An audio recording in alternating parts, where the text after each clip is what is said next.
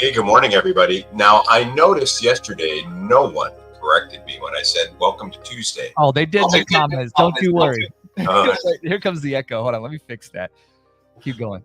Well, I missed the comments. I guess you can't be everywhere all at once. Good morning, Mike. How are things down there in North Carolina? Things are great. You know, still the center of the known universe. UNC Chapel Hill making headlines. Well, you know, what's Chapel Hill making headlines about?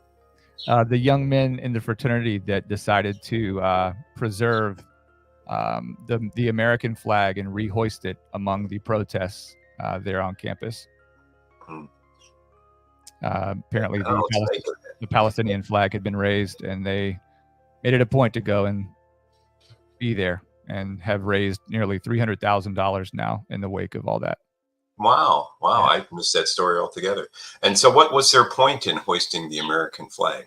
Well, that it belonged at the top of the flagpole, and the protesters had replaced their American flag with the Palestinian flag. And so they, that fraternity had several young men who felt strongly that the principles of free speech in the American Constitution meant something. Not only that the American flag and its connection to the American military and those that have given all in defense of the liberties that we enjoy should be respected, and everybody has a right to free speech, but the principles of the United States of America are what we stand behind.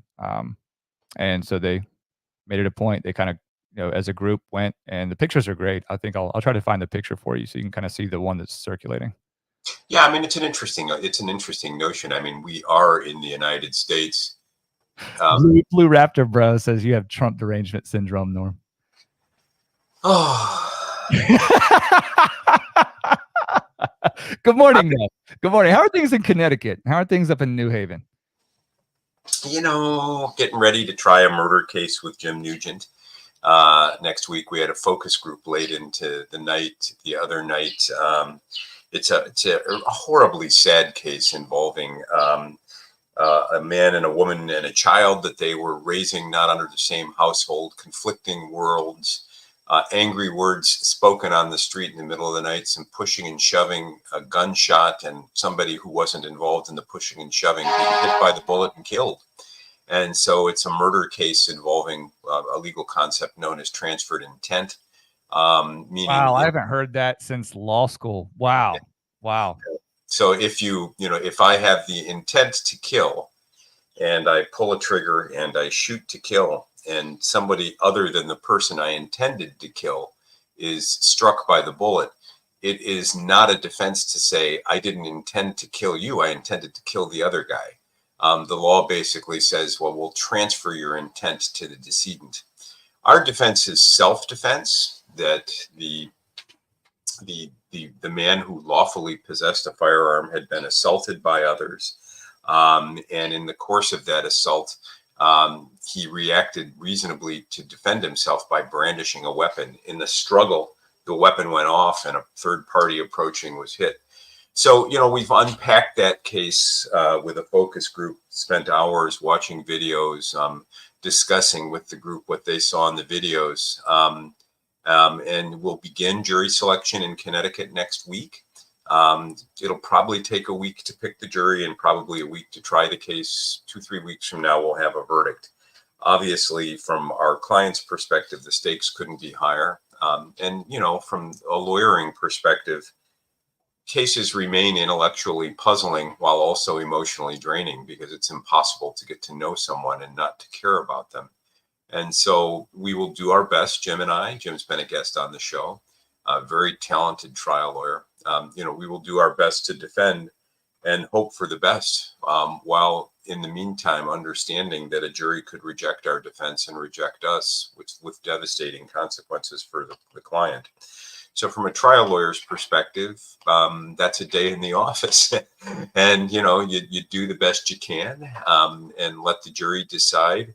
I know yesterday a number of people on the stream were critical, saying, I had a blind or perhaps naive trust in the court system. Perhaps I do. I believe that in life-defining conflicts of this sort, the jury system is the best, and the courts is the best way to resolve these cases. And I also accept the fact that not every resolution is perfect, and that sometimes the courts get it wrong. But I think as a civilizing institution, the rule of law and courts play a tremendous role in making life possible. And I rely on the courts to do justice. Jackson Barrett throws an easy lob to you here. What if I wasn't shooting to kill? What if I was shooting to wound? Jackson, let me tell you a funny story about that. The law prohibits homicide, Oh, yeah, in the general. unlawful taking of a human life, but it recognizes that things are often confusing. So murder in Connecticut is the specific intent to take another person's life. Manslaughter is taking another person's life while intending to cause them significant serious injury. So Jackson, maybe when you used your baseball bat to beat on my head, you just wanted to knock my brains out, or knock them loose a little bit and hurt me. But maybe you hit me hard enough to kill me. A jury could conclude that circumstantially hitting a person in the head with a baseball bat is the intent to kill. Your defense would be, I didn't mean to kill him, I just wanted to hurt him. Might or might not be accepted by a jury, and hence the ambiguity of jury trials and the terrifying ambiguity of trying to prove a state of mind. We are known by our actions, and the consequences of those actions often are used to draw inferences about our state of mind. Jurors can get it wrong. And it's tough. It's tough work, and this is why I think many people enter plea bargains. Jeff from Connecticut wants to know where what town. Okay, it's in New Haven, and will be before Judge Vitale. The case is called State versus Leon Guerrera. We're doing court at 235 Church Street, New Haven, at 10 o'clock on Monday. So if you want to see voir dire the selection of jurors, by two guys who've done a lot of it, Jim and I. It'll be a good time, and we look forward to seeing you. So, enough navel gazing. Let's turn to what we've got today. Julian, congratulations. We understand you had a big business win today. I may have the most interesting job in the world, but it's not necessarily the most lucrative. Send cash. We're desperate. Congratulations, Julian, on a big business win and success down under in Australia. SCS, send cash soon. Yeah, that's really true. So, yesterday we started a discussion about hate speech, and Mike and I are sort of at cross. We don't necessarily agree, which is fine. This is not an ideological pulpit. This podcast is a place to come and discuss controversial issues with an aim of building bridges among critics of one another. And so I am drawn to controversy because I find it interesting. And when we discuss issues here, Mike and I don't always agree, and we don't expect to agree. In fact, yesterday, what was so interesting was to note some intergenerational differences between Mike and I. I'm 68, Mike's 38. I'm old enough to be his 34. daddy. Yeah. 34. Yeah, I'm old enough to be his daddy. I've got double the years on him. And so we see the world differently. We've had different experiences in the world, and we both are reacting in real time to real events in the community at large. And these are largely legal events that are, in other words, court cases, Supreme Court decisions, and what we're going to discuss in a moment is proposed legislation. That is legislation that is designed to set limits on conduct that is or is not acceptable within our society. And so you can expect often disagreements between Mike and me because, he's from the South where they're savages. I'm from the North where we're civilized. He's a callow youth without experience. I'm a seasoned old man with wisdom. And, you know, somewhere between our positions, there may be an acceptable medium or middle point that others care to live in. Dawn says she's in Mike's generation. Well, it could be Dawn.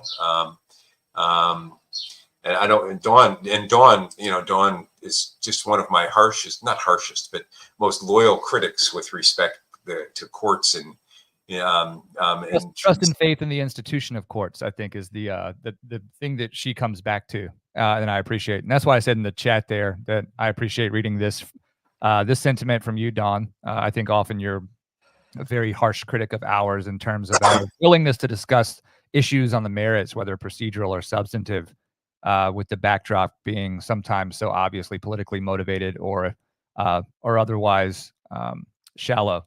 So I like reading this. I think it's important because Dawn says we can we can distinguish between courts in general and courts in politically tinged cases. Well, she didn't say politically tinged cases. She says political tinged cases. But we'll read the correct grammar in there, Dawn, because we know you're retired and your real passion now is pickleball. So let's turn to House Resolution 6090. Mike, what is it? And well, first of all, this comes from the United States House of Representatives. It is a proposed piece of legislation, obviously in the United States, for a law to be passed and enacted and become governing in the United States. It has to pass both houses of Congress, both the House and the Senate, and both identical bills have to be passed. There's a complex procedure. One house passes a bill, it goes to another. There may be a reconciliation, you know, and in the end, there may be amendments. And once both houses approve an identical piece of legislation, it then goes to the president for his signature and does or does not become the law of the land. But so what we have now is a bill that has gathered at least more than 300, more than 300 votes to approve. I think it was 300 and some to 90 something from the House to pass this bill. And what does this bill do? So it's titled to provide for the consideration of a definition of anti-Semitism set forth by the International Holocaust Remembrance Alliance for the enforcement of federal anti-discrimination laws concerning education programs or activities and for other purposes. So it's a campus-specific bill setting forth. It claims to set forth a definition of anti-Semitism for purposes of administration of the Civil Rights Act, 1964, which are laws long on the books.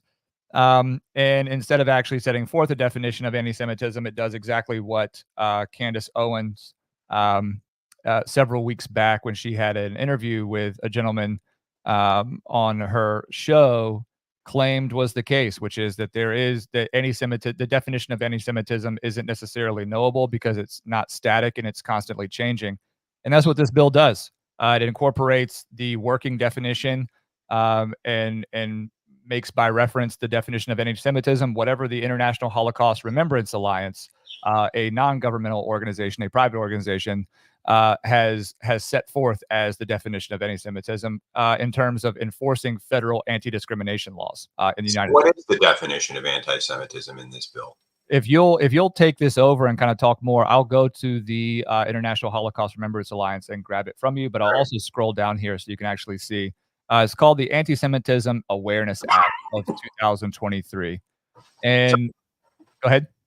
Well, while Mike looks for the definition, it's an odd bill that doesn't include the definition in the bill and makes you go elsewhere. But let me just reframe or restate a little bit of our discussion yesterday, and also alert ye who are readers. Here you go. So this is what it says. The definition of anti-Semitism means the definition of anti-Semitism adopted on May 26, 2016 by the IHRA, of which the United States is a member, which definition has been adopted by the Department of State and includes, it's clear as mud, you know?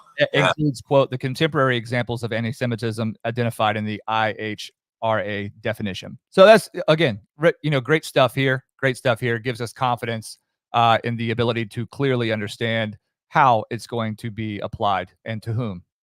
So yesterday we started talking about whether hate speech could be prohibited under the United States Constitution. And I think that the current status of the law is it cannot.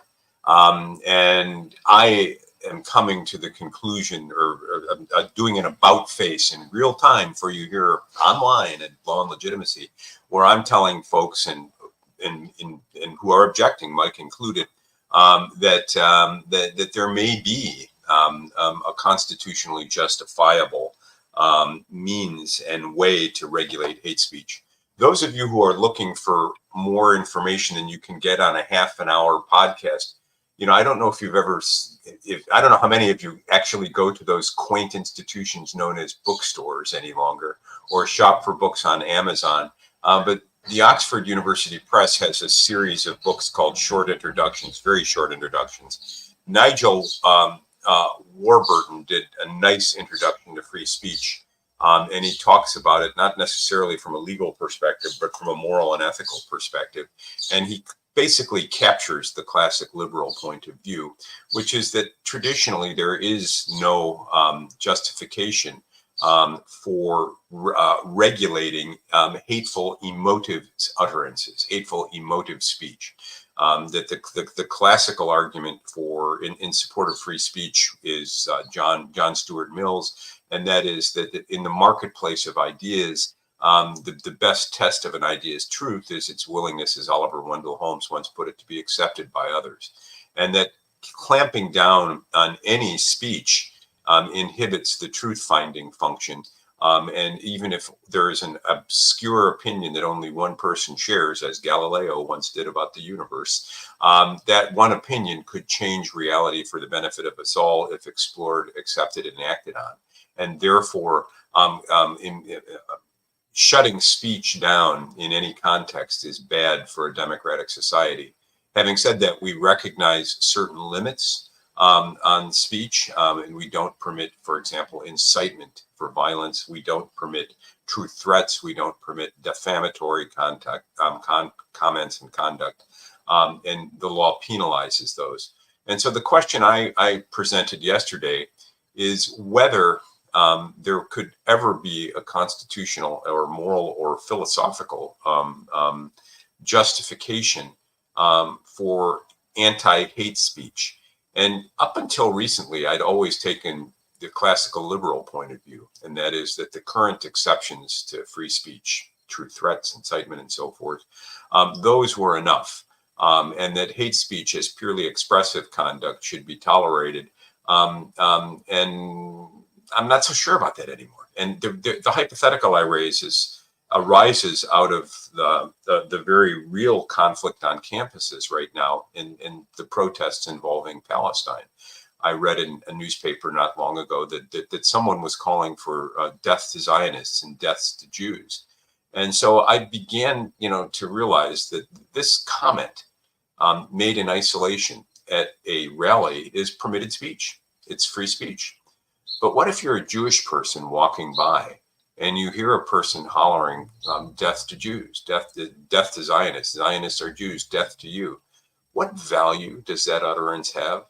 It certainly is an expression of someone's viewpoint and perhaps their hatred. And I would go so far as to say that a person saying death to Jews is uttering hate speech. Does that have any social utility? Is it the functional equivalent of child pornography, which is an expression of desire to have a sexual experience with a child? We don't tolerate child pornography because of the harm that it does to children. So, for example, you may say, what's wrong with looking at an image of a child? That's not harming the child. This is an image. The person who harmed the child took the image, and that person should be punished. The justification for prohibiting child pornography is not that the pictures in and of themselves are harmful, although they may be to the viewer, but the justification is that if there's a market for those pictures, if we tolerate those pictures, then people will create them. And in creating them, they'll harm actual children. So is it safe to say, by analogy, that if we tolerate hate speech, the utterance itself, may or may not be Yeah, that's the analogy breaks down there. But the utterance may encourage others to act on the utterance in the same way that a person might act in the creation of child pornography. And that if we get enough people saying death to Jews, somebody will get it into their head to decide, yeah, that's a good idea. I think I'll do that. Or in the alternative, a Jewish person walking in a public place ought not to be subject to the sense of fear and terror that are produced when somebody calls for their death because of their status or identity. So, I look, folks, and I realize that this, for many of you, is prima facie, that is on its face proof that I've lost my mind. I haven't. Maybe I'm coming to it. And it could, many European countries have prohibited, for example, Holocaust denial as a form of hate speech. And many European countries prohibit hate speech as having no social utility. Now, the problem with that from an American perspective is that political utterances, obviously are the primary or target of First Amendment protection. We want to tolerate differences of opinion with respect to speech. That's important. But there may be an outer limit beyond which the speech it has no social utility and is much like obscenity. You remember, those of you of a certain age will remember billboards of the Coppertone Kid. The Coppertone Kid was a child, a toddler, 2 or 3 years old, who had a deep tan line. And on the billboard, you'd see the picture from the back forward, where you'd see the child's hiney, or at least parts of it, his rear end, and the tan line. And it was announced that this is the Coppertone Kid. Look at the beautiful tan, and look at, you can have it too if you use our product. That image, if sent through interstate commerce for purposes of something other than advertising, could be considered child pornography. But it wasn't considered child pornography in that context because it had some redeeming value, in that case, advertising value. Not sure how far I want to press that, but the importance of political speech was very, very clear in earlier in our history when First Amendment doctrine was taking shape in the United States. I want to read you from a concurring opinion of Justice Felix Frankfurter in a case called Dennis versus United States, decided in 1951. And this had to do with what to do about speech encouraging the violent overthrow of the government. So if I stand on the town green today here in New Haven and say, the United States government is corrupt, we should overthrow it, that's not against the law. Now, at various points in our history, speech like that has been considered to be against the law. What would transform that speech from protected speech to incitement or potential seditious conspiracy talk would be its nearness, its relationship to an actual event leading to the overthrow of the government. But here's what Frankfurter had to say, and this is in a fascinating article called Speech Integral to Criminal Conduct Exception by Eugene Volokh, written in 2016 in the Cornell Law Review. The case he cites is Dennis versus United States. Suppressing advocates of overthrow inevitably will also silence critics who do not overthrow, but fear that criticism may be so construed. It is a sobering fact that in sustaining convictions before us, that is, for people who called for overthrow at that time, we can hardly escape restrictions on the interchange of ideas. So what I'm trying to say is, with respect to hate speech, you can be opposed to Israel, but does that mean that you have to hate Jews? And if you say death to Jews is a way of expressing hatred of Israel, are you doing more than calling attention to your opposition to Israel's policies with respect to how it conducts the war in Gaza? And if you're doing more, are you encouraging more? Are you creating a climate that is unhealthy? I don't know. I honestly don't know. I posit it for your consideration because obviously Congress is playing around with it. And, there's a lot of issues going on around the country right now. Yeah, it's hard for me to even get to where you are, Norm, just because the bigger picture to me here is so obvious. I said yesterday on the stream that what we're witnessing right now in the wake of the sort of the frenzy that is college campuses, and we'll get to the due process stuff here in a moment with Title IX. Uh, Maybe we, but yeah. yeah, but the issue to me is that there is clearly a fight at the very top, the upper echelons of political power right now, for the control over the American consumer of media, right? And to that end, we are seeing the sheer power of the Israel lobby and the United States Congress. There is no other way to take this. Even we can set aside for a moment the substantive debate over whether this piece of legislation is worth the digital paper it's printed on. But what we have to acknowledge here is that this moved with lightning speed, and it's very, very short. But the fact that Congress has put this to a vote in the House, and by a vote of more than 300 to 90 something, we are amending the 1964 Civil Rights Act to add a definition of anti-Semitism that on its face doesn't confer any rote understanding of what that means in the current environment. That is amazing. It is a wild marshaling of resources to observe. Well, that is, yeah, I would agree that it's a matter at the same time as the TikTok bill, right? We talked yesterday. I mean, everything that's happening right now and it's amazing as well, because, on the one hand, you and I debate here. It's like, where is the rule of law? Where is the enforcement of existing law? And typically that's at the retail level, as I call it, right? At the street level. But clearly those who are putting this and codifying this in Congress have every belief in our system of laws and the enforcement thereof on the ground, whether it's federal, state, local, or whatever. I mean, this is an amazing referendum on the strength of the American justice system to be doing this. Now, I think in an election year, it's interesting as well.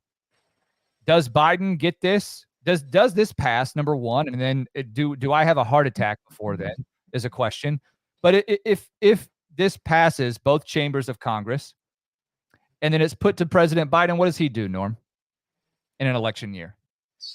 So the political science here is interesting. It is that is the big picture. To me, there is no legal defense of this, Norm. If this made it to there is no legal defense of this, and we know this. And I understand what you're doing. You say you know this. I'm saying I don't. Well, I'm not placating anyone here.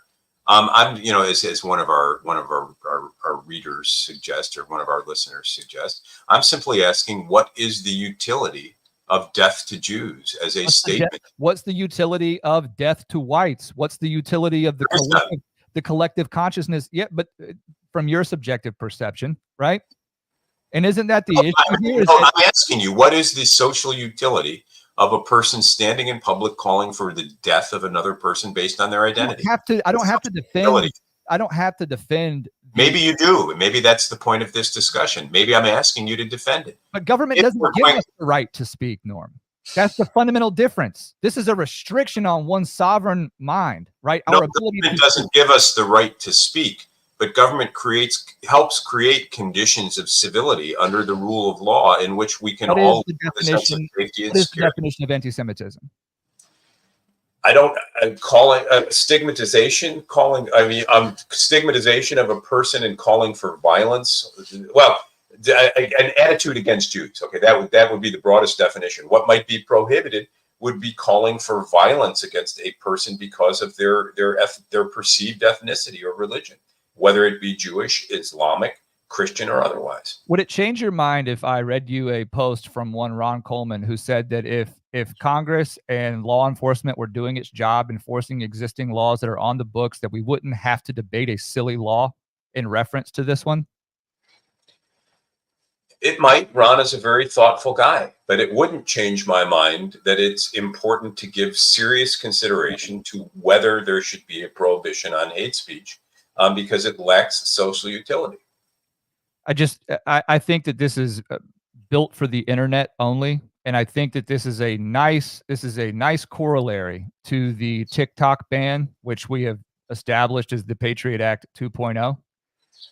And I think it's convenient that we are debating the merits of something that would be an exception to the First Amendment without any without any ability to know how it would be applied and who would be responsible for adjudicating the of that definition of whether something is anti-Semitic or not. It just this doesn't even pass sort of a rational basis standard in terms of the ability to apply this consistently and across all groups. That's why I read this citation from Frankfurter about advocacy of overthrow of the government. And let me put my cards on the table and tell you one of the reasons why I'm interested in Frankfurter in this issue. Began to work in earnest yesterday on an appeal of the conviction of Joe Biggs and Zach Rell for seditious conspiracy on the grounds that the government argued at trial that the conspiracy at question could have been formed implicitly and immediately at the barricades on January 6th. That there need not have been a plan to engage in violence against the government. That it could have been an implicit conspiracy, as I said moments ago, formed instantaneously. Proof of the state of mind of the co-conspirators was speech that was otherwise protected in their Telegram and social media accounts. We need to take the government back, this kind of thing.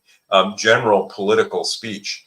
I think the danger in the Proud Boys case is that general political speech that would be permitted in any other context was used to prove criminal intent and a plan when there might not have been a plan at all.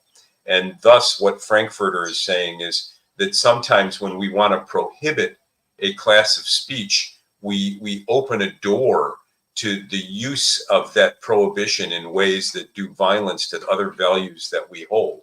And so what I'm trying to, and Mike, I'm not making a categorical assertion here that I'm right. I'm exploring this. There is some, I think there is a place for you and I to, I believe, join at the hip, because what I think is that the internet has certainly done a number on us as a society and as a culture here in America.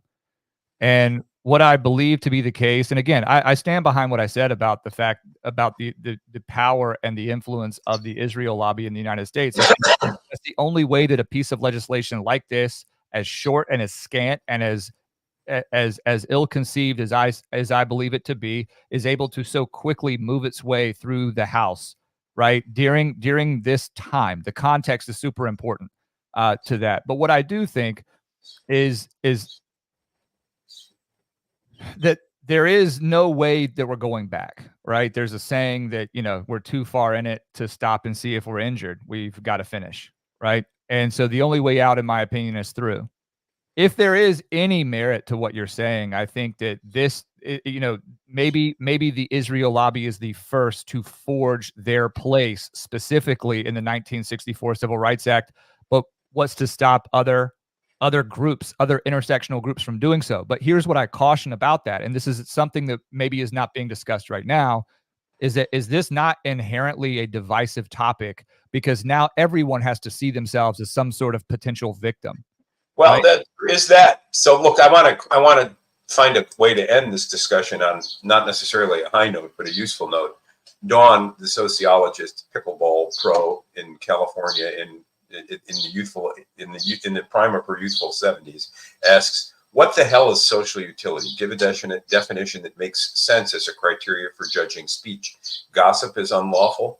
Okay, so Dawn, socially, I will again retreat to the discussion of obscenity, because I think this is where hate speech exception will begin to take shape.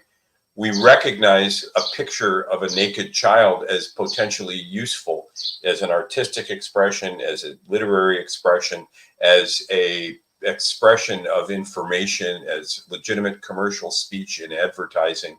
And we recognize those forms of communication as being useful to society. That same image of a child, if used as a way of inspiring prurient, that is sexual interest in children, does not satisfy any objective that we as a society are prepared to endorse. And so we would say that when you use a child's image to engage that sort of interest, you're doing something that's contrary to a sense of what's good for society, because it's creating a marketplace for people to use kids in that way. So I think a sense of social utility comes there. I would say it to those who say it's okay to call for the death of others in a public place, to justify yourself, and say, and my claim would be, what is useful about that? And to the dissent, to the sense, to the extent that we use government to enact a sense of public and common good, which is one of we the people, for purposes of domestic and tranquility and so forth. Read the preamble to the Constitution. We didn't create the government to be an obstacle to a good life. We created government to be a means of creating a good life. And we placed limits on it because we knew it could abuse its power. The best argument against a hate speech claim, in my view, would be something like the slippery slope. But the law is filled with slippery slopes. So, Mike, you and I are coming at this from 180-degree different points of view, and we're going to disagree for a long time and maybe forever. I don't think this is to be taken seriously. I really don't. I think this is an expression of power, truly, and I think that is the unseen war being fought right now. The TikTok stuff is not disconnected from this bill. The college campus protests and the counter protests now. This is all wrapped up in the same thing. From where I'm sitting, there is a vacuum for power, political power in the United States that has been unleashed by and through the delegitimization of the federal executive branch and Congress, most as well. So what are you going to replace the federal executive branch and Congress with? I'm not saying it was being replaced. I'm saying that just like we're seeing all across the globe right now in terms of military exercise, but our soft power is basically gone, right? We're having to pull our men back from all over the world, right? Because the United States right now does not project soft power the way that it used to, and we're not immune to that here at home. So our institutions are sustaining major attacks. And this is an expression of a powerful political faction that is able to at least express its power by and through the legislature very quickly and without any sort of need to be specific about it on the most fundamental freedom that is recognized in the American Constitution. That it's not an unlimited freedom. But this has no limitations, Norm, right? Well, I think it does. I think just like every other broad definition of a term, for example, what is an unreasonable search and seizure? That has no limitations to it, because after all, people might have differing perspectives of what's reasonable. So, I mean, look, we're going to have to agree to disagree and move on. I've got to get to court, and you've got to get to work as well. I appreciate the civility with which you disagree with me, Mike, and I hope you can appreciate mine with you. Look, and anybody who is trying to project something into the stream that doesn't exist, there is nothing but love between Norm and me, and we're capable of disagreeing on these things. I might feel passionate and my volume might go up, but that's not personal to Norm. But I do think that this is an issue that, especially it's somewhat surprising for me if I'm as transparent as I possibly can be on this issue, Norm, just because we've been talking about the potential for a hate speech exception to make its way to the Supreme Court over the last 3 or 4 years.